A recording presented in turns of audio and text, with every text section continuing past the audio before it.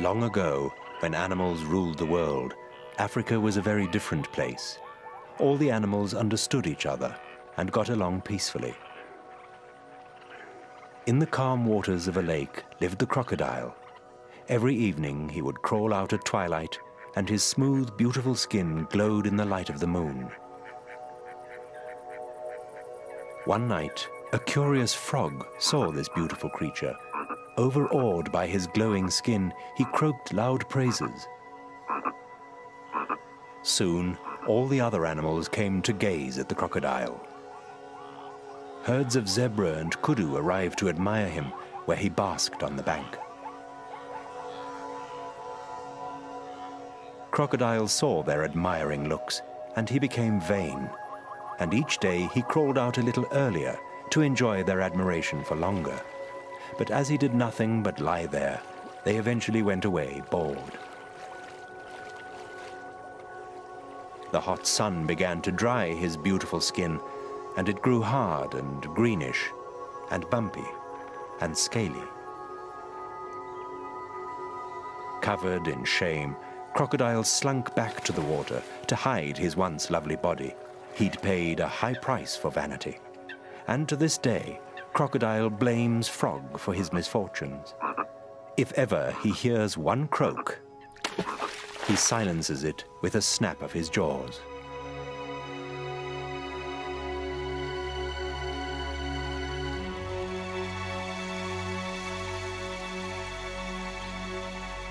Crocodiles are the world's largest reptiles. They look like a relic of the dinosaur days, and indeed their family is very ancient, one of the oldest on Earth. Reptiles come in all shapes and sizes.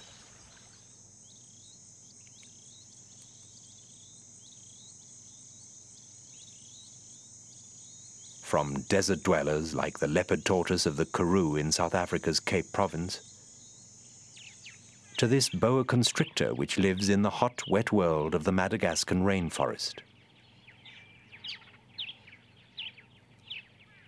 Most reptiles have dry, rough scales, but that's one of the few external characteristics they share.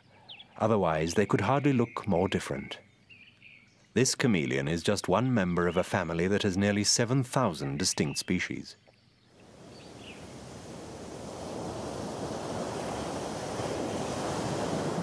Some reptiles are sea creatures, like the green turtle.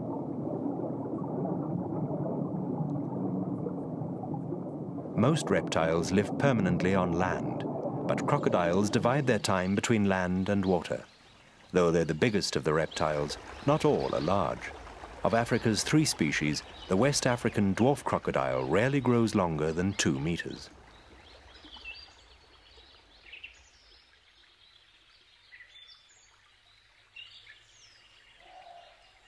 Both it and the slightly larger long-snouted crocodile are rarely seen, hiding away in forested, swampy regions of the same part of Africa. A long, thin snout can slash through water and catch prey with ease, but it works just as well against land animals.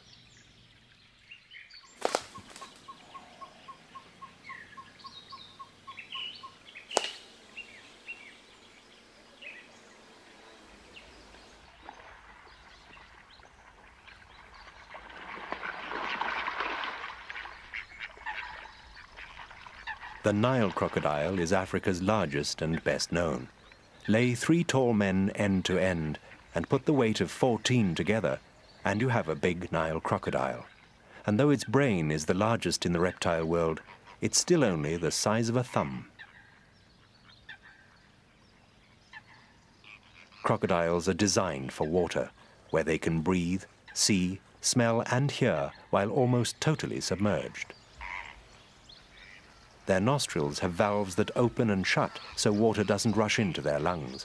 Sometimes they're the only bit of the crocodile visible above water.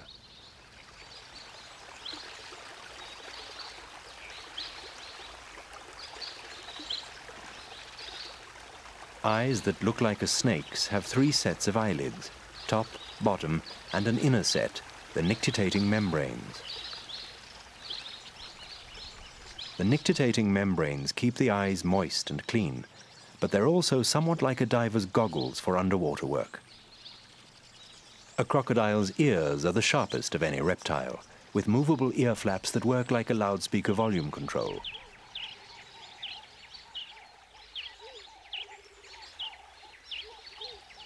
Short, stubby legs end in webbed back feet for steering and paddling in water, and blunter front feet for climbing banks and digging.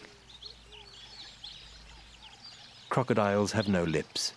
Even with jaws clamped shut, water leaks in. However, plumbing problems are solved by a special palate at the back of the throat. This shuts on submersion to keep the crocodile watertight.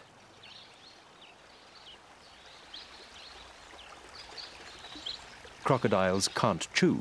Their lower jaws only move up and down, not sideways, so they must pound and crush their food. And they can't keep their toothy traps shut without physical effort. They just spring open naturally when they're relaxing. Gaping also helps them cool off. A crocodile's jaws pack immense power, and 66 teeth interlock like a zip fastener. The combined strength of both can crush a big animal like a car wrecking machine.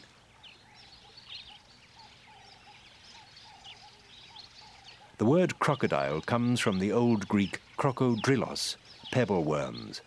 Worm hardly described this big reptile. But in medieval times, it also meant dragon, much more suitable for an animal as scaly as that mythological monster.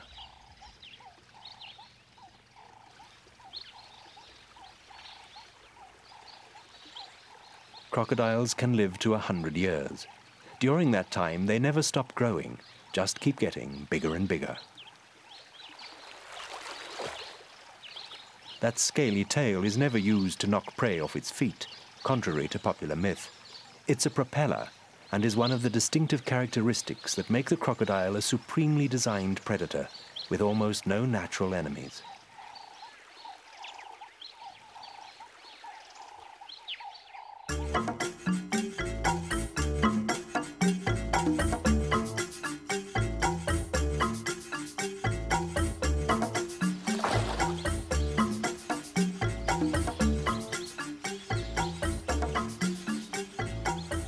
From day one, a crocodile learns that scales and bumps make you look remarkably like a log. Just lie quite still, and your meals will be completely fooled.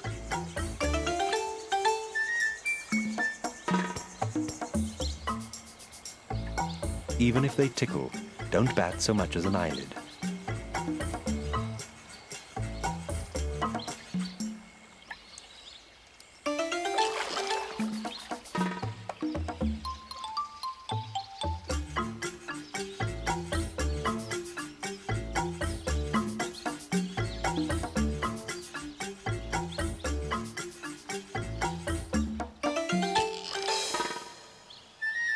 From small meals, big crocodiles grow, and naturally appetites too. The true heavyweights of the Nile crocodile world live in East Africa. Each year, on long annual migrations, huge herds of zebra and wildebeest must ford rivers full of crocodiles.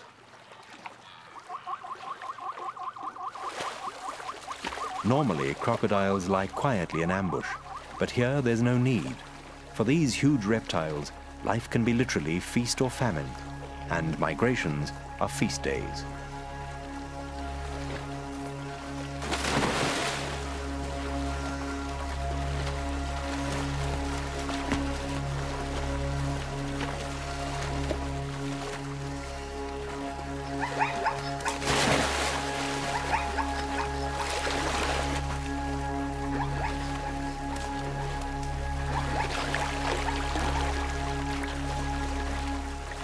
Most cross safely. Some just make it, but others never reach the opposite bank.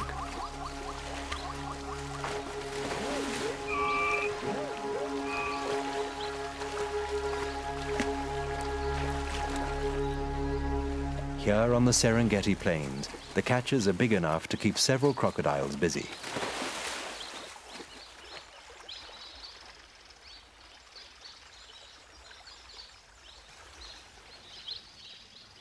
Very few reptiles hunt and eat together, but crocodiles do. Between April and May each year, bream migrate upriver at Ndumu on the South African border with Mozambique, and the crocodiles line up in toothy welcome.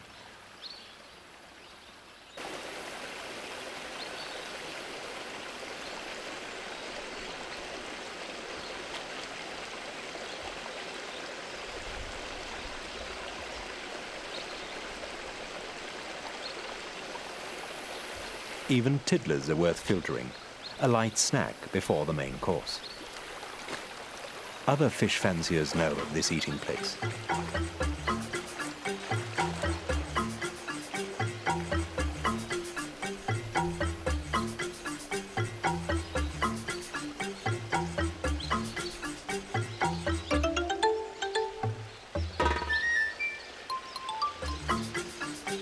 Maybe not the right dining companion for a marsh terrapin.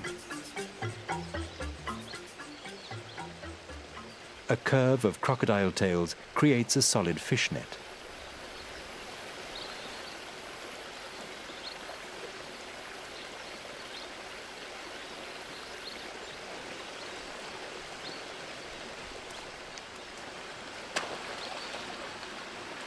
At last, the main course, big fat bream.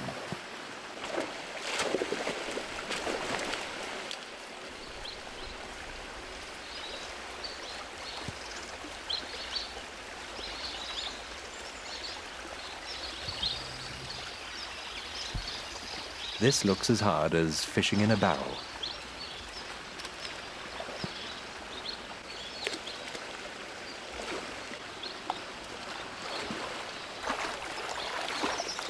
When the bream migrate, there's usually plenty for everyone, and peace reigns. But a particularly juicy fat catch might spark envy. Wiser to go off to a quiet corner and eat alone.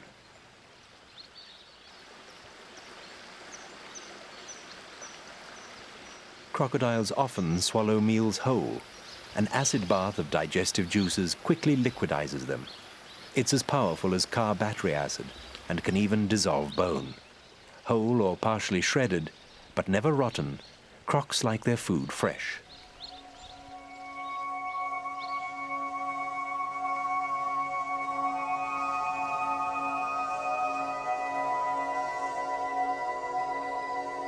For 180 million years, dinosaurs and flying reptiles ruled the Earth, until nearly all of them vanished 65 million years ago.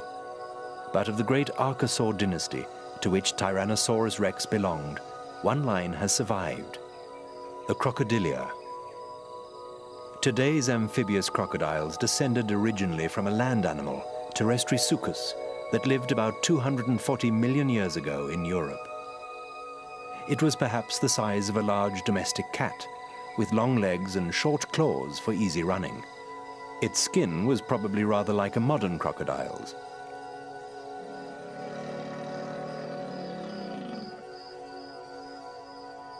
Then, about 200 million years ago, the protosuchians arrived on the scene.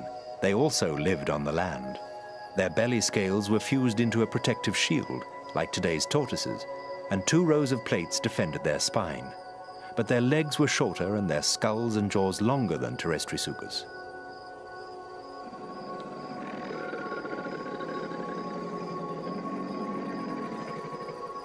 About 140 million years ago, the ancient crocodilians changed their lifestyle and turned amphibious. Some even took to the sea. These mesosuchians looked much more like today's crocodiles. They had large webbed back feet and long narrow jaws to help them catch invertebrates and fish.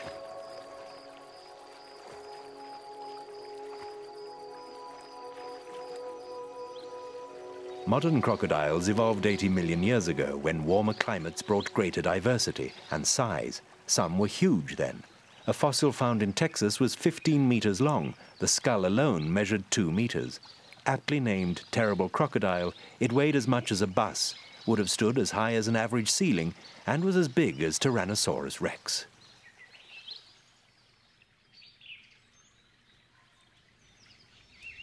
"80 million years ago, the family had already divided into 2 branches, the alligatorines and the crocodilians. Generally, an alligator is smaller than a crocodile. Its snout is rounded and shovel-shaped. A crocodile's is V-shaped, and its upper jaw is wider than the lower and overlaps it completely when it's shut. There are only 2 types of alligator, the American and the Chinese. An alligator's and a crocodile's design is so well suited to its lifestyle that in the last 80 million years it's hardly changed at all.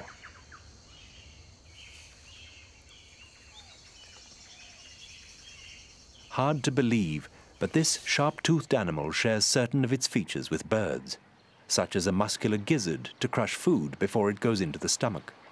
Crocodiles also make nests, but they're very different structures from the average bird's nest. Way back over 300 million years ago, the ancestors of both crocodiles and birds were related.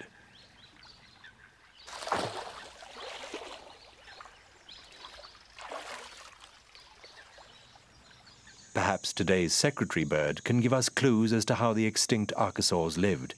It's a fast-moving predator that eats small land animals, and it probably hunts and moves in much the way the ancient reptilian dinosaurs are thought to have done.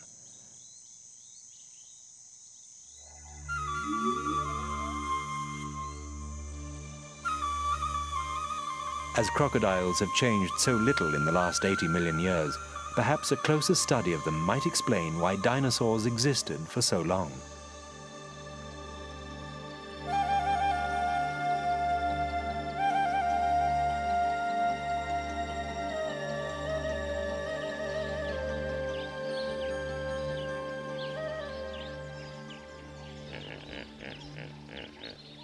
A crocodile leads a straightforward life. Eat, sleep, lie in the sun. The sun kick-starts its day. A cold-blooded animal needs solar energy to raise its body temperature. For this reason, most crocodiles live in the tropics and subtropics, at low altitude, and in slow-moving, warmer water, in places which fish-eating birds flock to.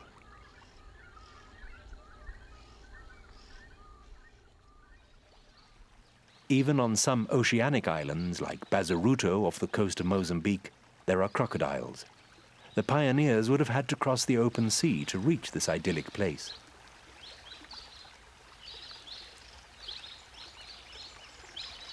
Behind huge dunes are the crocodile's essential freshwater supplies.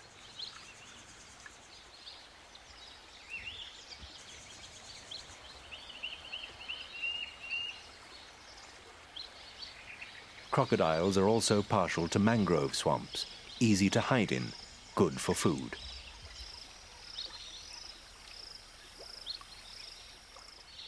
A band of tropical rainforest lies along the coast of West and Central Africa.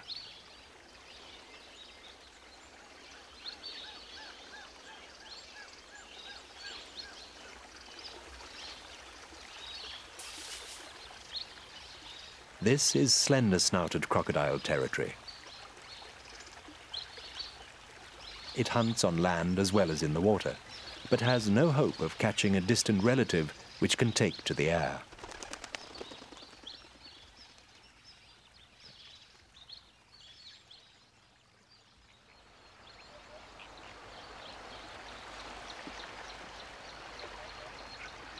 The Greater St. Lucia wetlands of South Africa's east coast are the continent's richest. Here, where jacanas tread the lily pads and white pelicans congregate, is a 20-kilometer tidal causeway linking a huge lake to the Indian Ocean. It's the only place on Earth where 3 of the most dangerous aquatic animals share the same waters: sharks, crocodiles, and hippos. There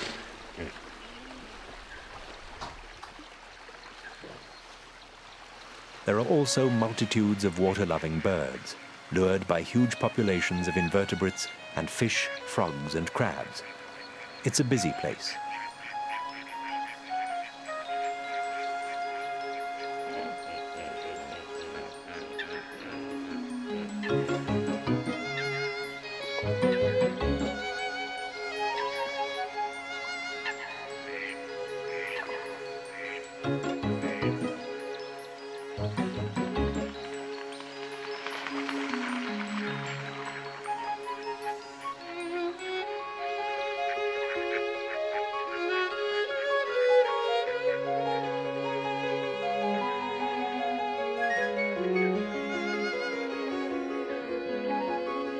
Pelicans lift wings in unison to shade the surface and pinpoint the fish in a synchronized roundup.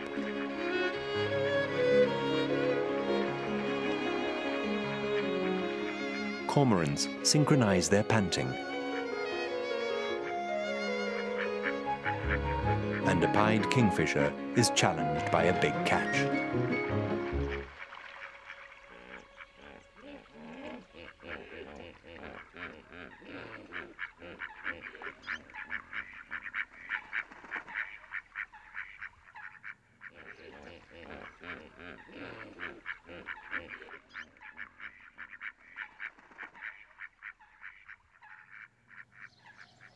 Frothy pink and white flamingos pay scant attention to a crocodile.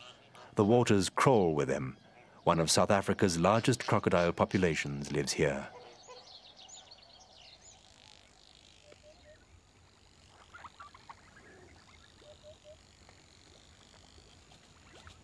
This is one animal for whom sunbathing is good. It can't function without the sun and needs a daily dose to keep going. A crocodile uses the temperature difference between land and water as the thermostat that adjusts its central heating system, regularly traveling between the two to keep its temperature steady and soaking up the sun as it needs it.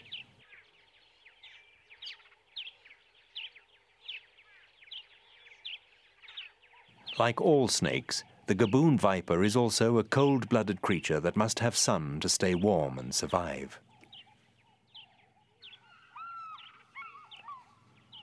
Lizards likewise. Crocodile waters are usually also hippo waters. The two normally maintain a state of uneasy truce, but sometimes the hippos deliberately break it. These are extremely dangerous herbivores. Some crocodiles are eating a freshly killed nyala, spinning their bodies to rip chunks of flesh, since they cannot bite it off.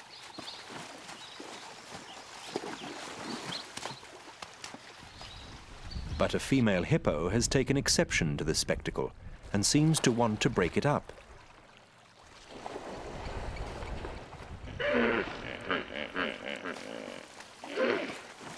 Not one of the crocodiles could match her for size or strength, and they leave her be.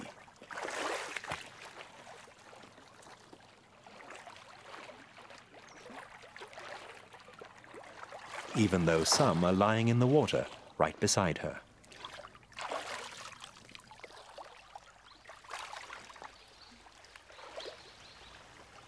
They outnumber her, but she ignores them and makes for their favorite basking place.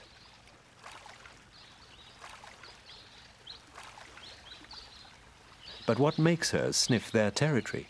Is she familiarizing herself with the smell of the enemy? Is she challenging their right to this territory?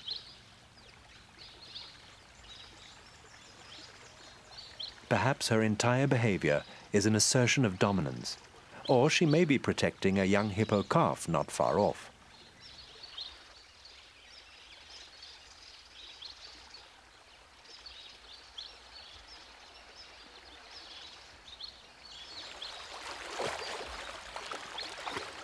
But equally, she could have been distressed by the crocodile's kill.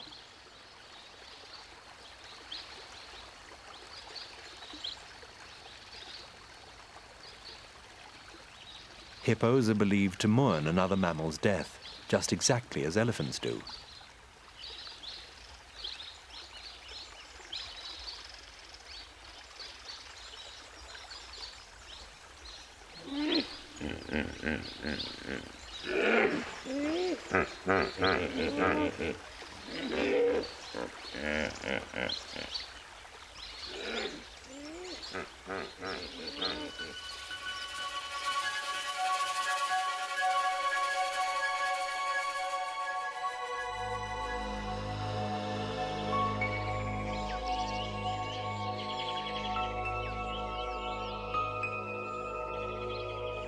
Even though their brains are relatively small, crocodiles have evolved complex and sophisticated ways to communicate. This is mostly subtle.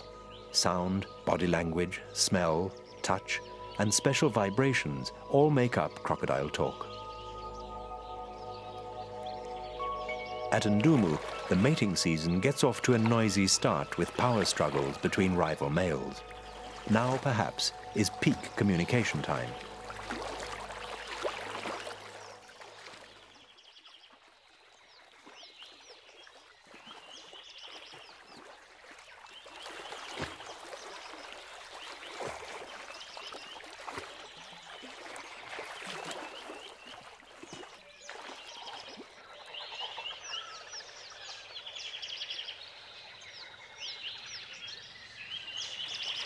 It's a race to breed, and everyone's going for broke.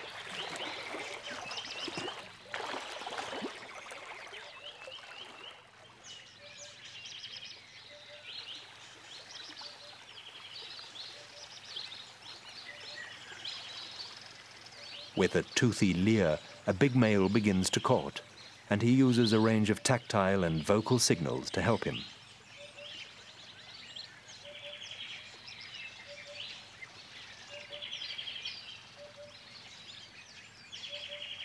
He slaps his head on the water to show dominance.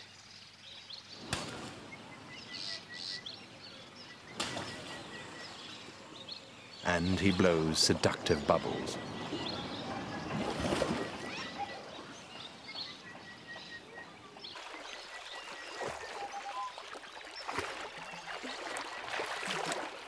And vibrates his body so the water jumps in what's called a finger dance.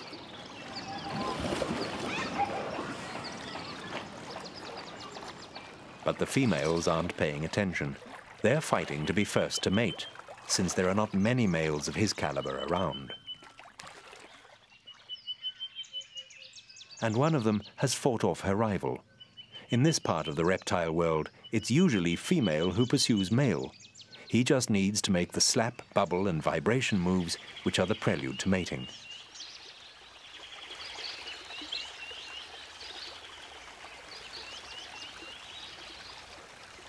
Once he's mated, his sperm may have to continue a hidden power struggle, racing to outswim the rest and reach the eggs first, because he won't be the only partner she's had. She's mated with several, sampling the best male wares on the market to secure the best genes for her future young.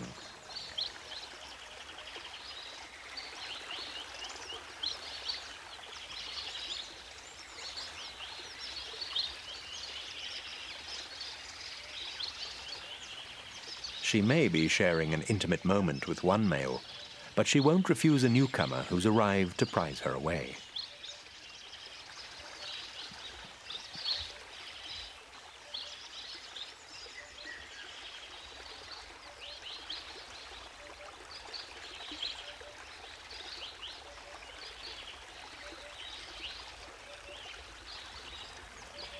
Obviously, discretion's hardly sacrosanct in a crocodile's world.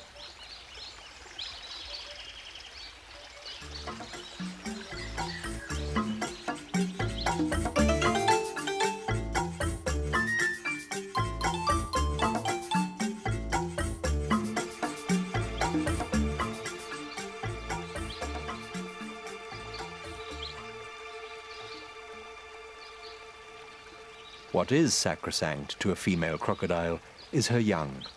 When it comes to them, she shows what good parents are made of. Most reptiles just lay their eggs, then push off and leave them to get on with it. But not her.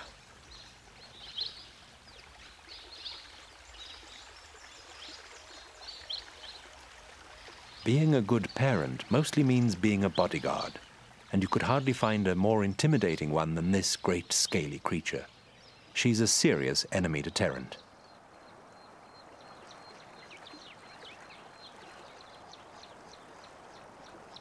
Several months after mating, she digs a nest by the water. Not too close, or it could flood. Nor too far. Her hatchlings mustn't have to cross too much open ground. Soft-shelled when first laid, her eggs are roughly the size of a duck's. There are other females in the vicinity. This bank is a crocodile maternity ward.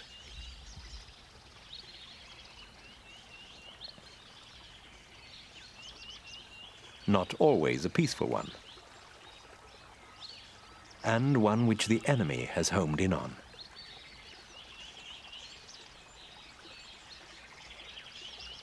She's finished laying and covers her eggs with a warm soil blanket.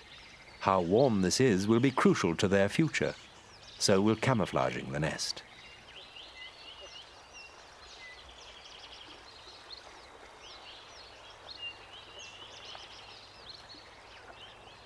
And then she stays on guard, hardly stirring from her post.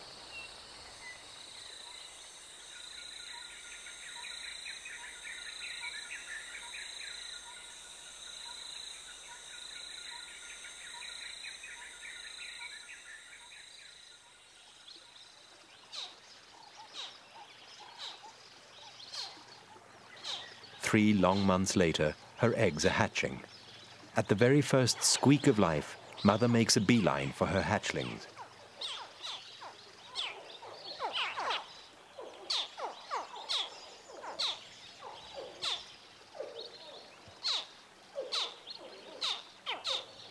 The tiny creatures need their big maternal bodyguard now more than ever, because their cries have given them away.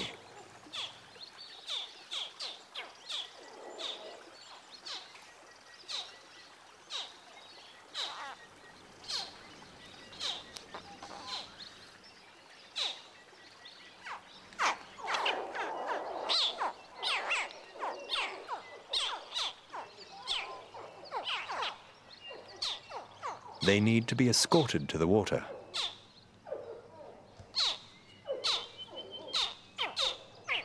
And Mother, a crocodile armored car, is going to do it.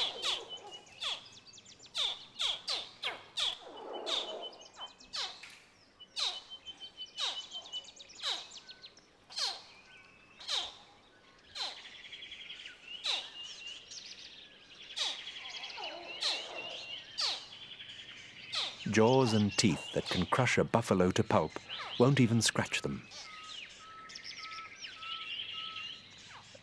Not quite a full cargo. Room for a few more in her special mouth pouch.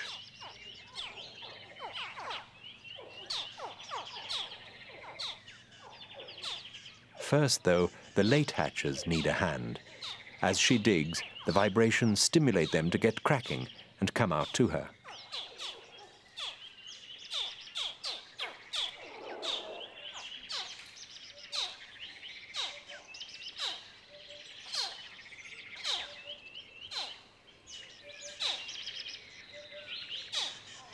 Naturally, her throat valve is closed now, otherwise some babies might travel the wrong way.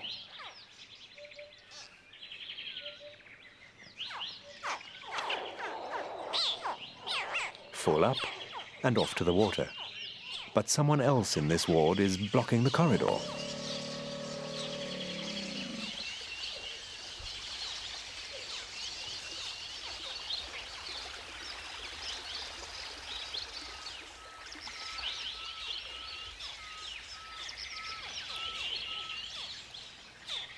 Because of Mother's digging, more hatchlings are emerging, breaking out with a temporary egg tooth on the tip of the snout, a small growth that soon disappears.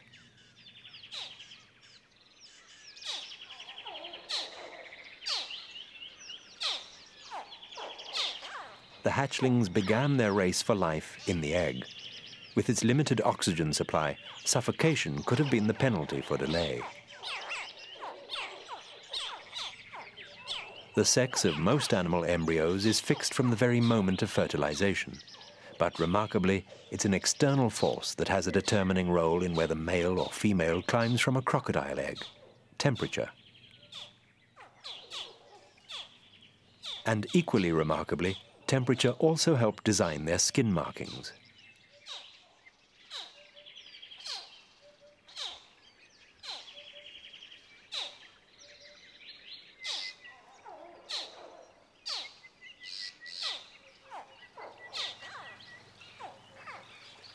Down in the water, Mother gently shakes her mouthful free into their nursery. It's close to the bank, full of tall grasses and reeds to hide in.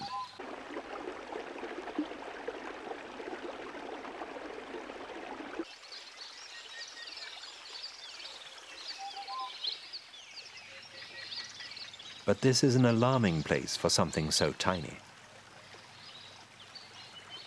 An armor-plated back feels and is far safer. However, a water monitor is sneaking up on the nest site in her absence. This is just what she was trying to guard against, but it's after eggs. They were about to hatch. They never will now.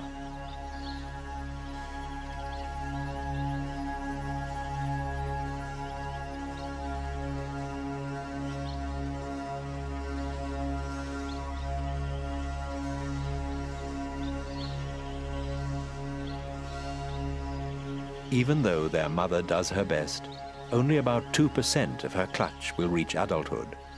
A crocodile's early years are the years of living dangerously.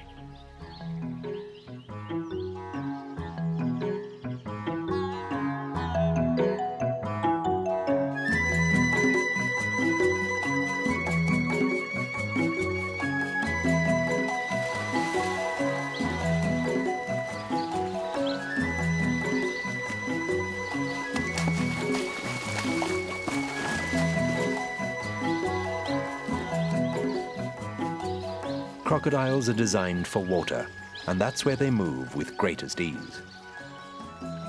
Powered by an undulating tail nearly half its body length, a crocodile can cruise easily at 15 kilometers an hour, with legs tucked close to its sides to make it streamlined. Most of their time in water, crocodiles just take it easy. Keeping still saves energy, and why waste it if you don't have to? They paddle hardly at all to keep nose above water. The air in their lungs keeps them afloat without having to work legs too hard.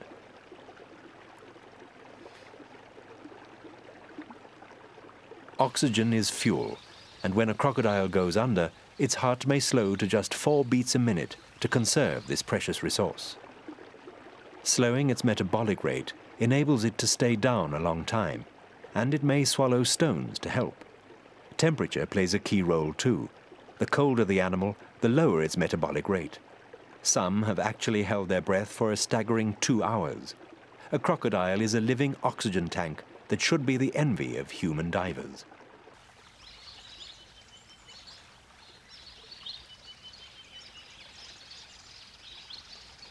Crocodiles look cumbersome out of water.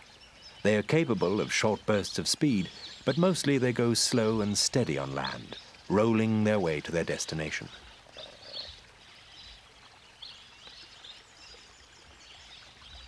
This is the classic crocodile walk, the leisurely belly crawl, or perhaps slinky hip wiggle.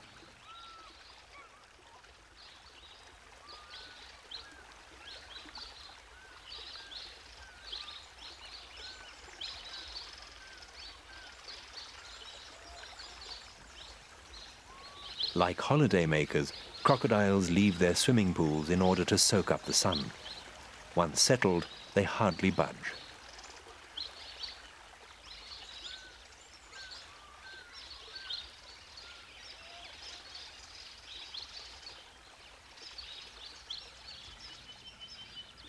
Crocodiles have one special walk, unique among reptiles, the high walk. It's more like a mammal's, with legs positioned almost straight under the body.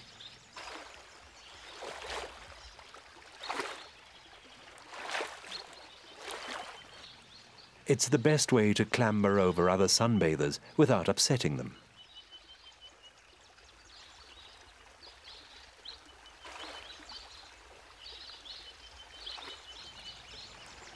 But exercise tires a crocodile because it quickly builds up high levels of lactic acid in its blood. So after a major workout, like catching prey, a good rest is just what's needed for general well-being, so the levels can drop.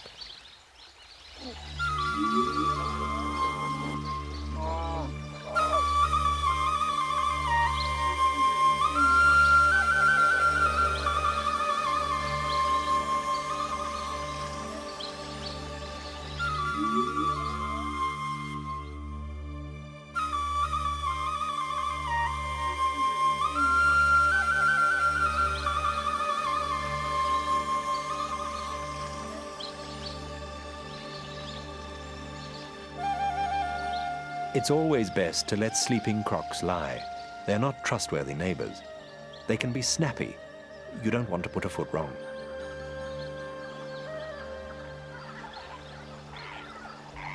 It pays to have wings to keep out of reach.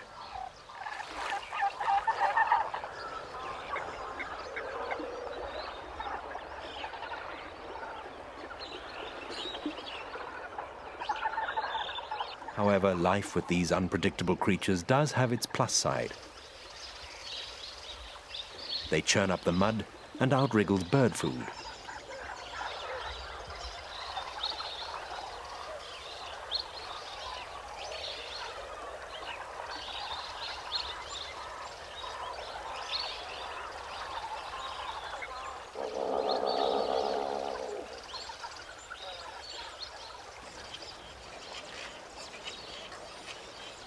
Hanging round a croc's pool also has benefits for homemakers. A sharp-toothed reptilian submarine is a first-class predator deterrent.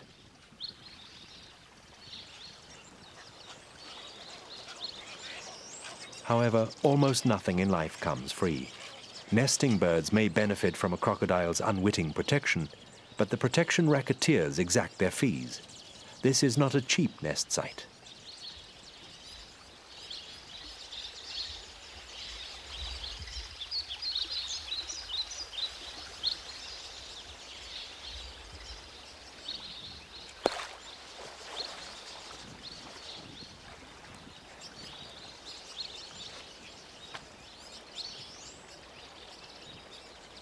The fee can be high. Some nestlings pay the ultimate price to the protection gang.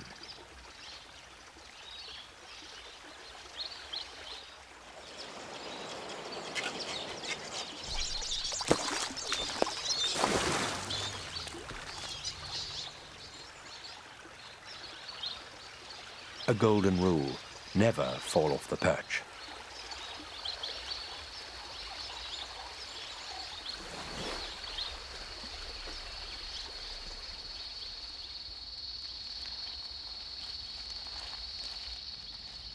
There is one animal that seems somehow immune to crocodile attack. The waterbuck. Pungent body odors that waft crocodilewards make them keep their distance. This antelope can enter the water apparently without fear.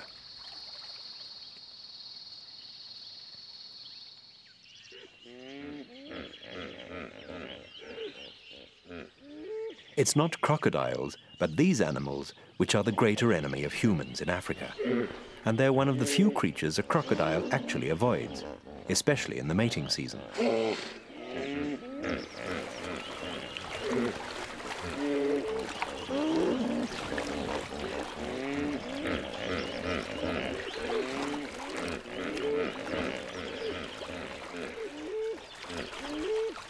Two big male hippos go into battle with their teeth, which are like swords. To them, sex is a serious issue. They may battle for days, with the loser losing more than the fight.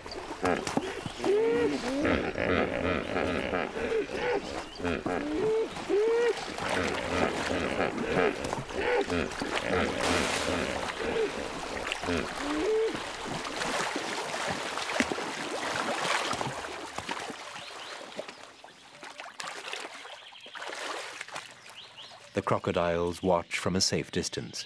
The outcome may interest them. Teeth as long as a human forearm have inflicted terrible wounds.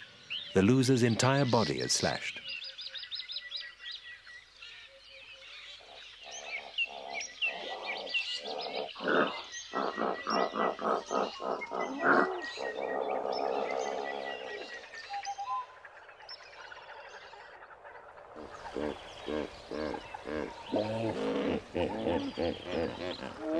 The defeated male is so badly hurt he has trouble even moving.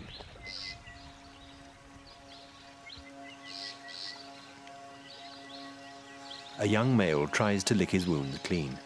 Perhaps there's an instinctive spark of fellow feeling towards another male.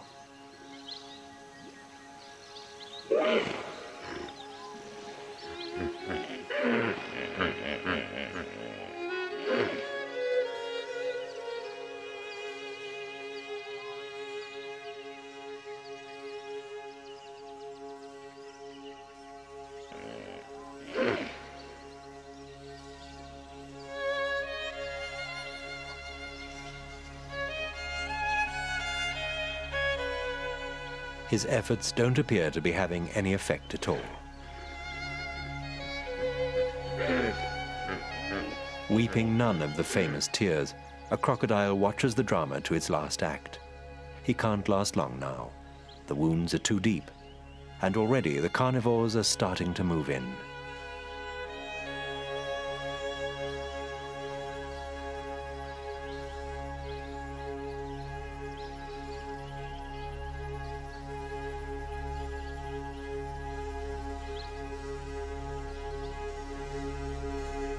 One last breath.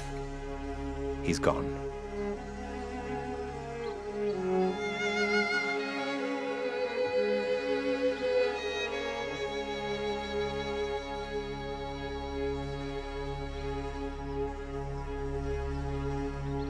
With nothing to fear now from its traditional enemy, the first crocodile tests the corpse for somewhere to bite.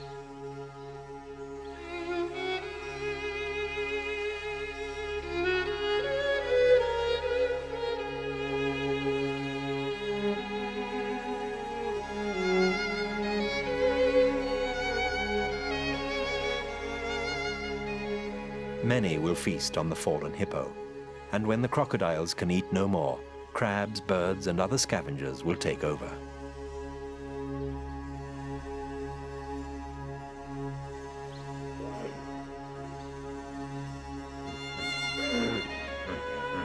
The crocodiles of Africa's wild places have a great number of competitors and an even greater variety of prey. Over millions of years, these two factors have honed them into versatile, opportunistic hunters, master predators, old as the dinosaurs, a legacy from the days of Tyrannosaurus Rex.